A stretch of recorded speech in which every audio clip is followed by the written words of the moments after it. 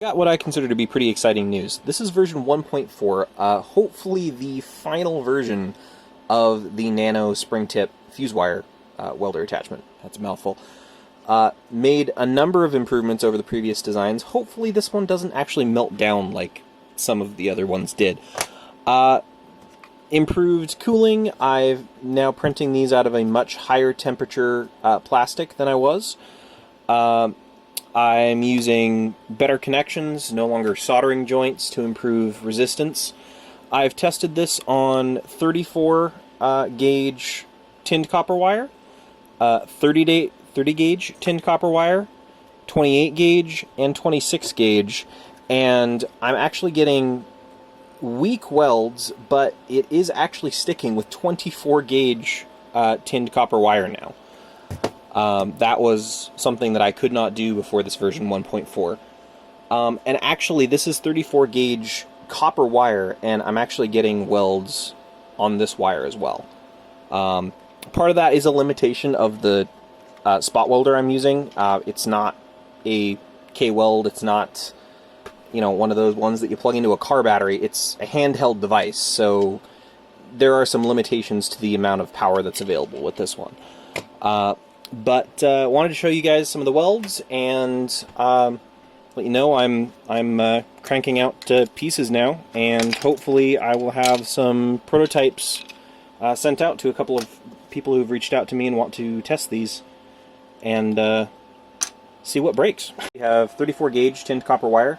I'm not adjusting the strength of the weld, the timing on it, so there'll probably be a bit of a burn mark.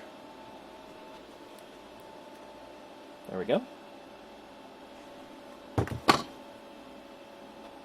There we go.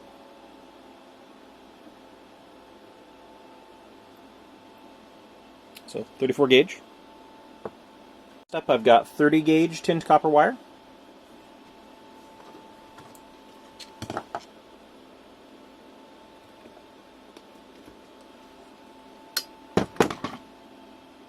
Again, good weld. And again, I am leaving the power, or the timing turned up, so we're getting a little bit of scorching here on the top.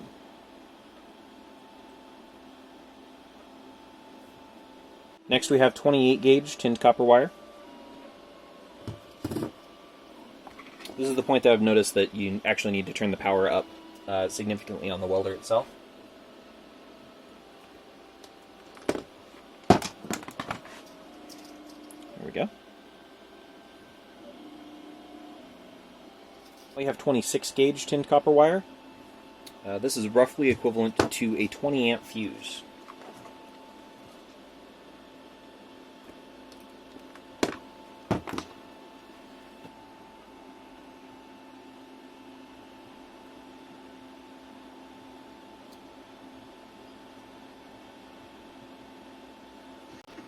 Finally, we have 24 gauge wire, which I'm honestly not sure why you would want to use something this size for cell level fusing. I mean, maybe if you're making a electric skateboard or bike or something like that. But I bought it, and let's try it anyway.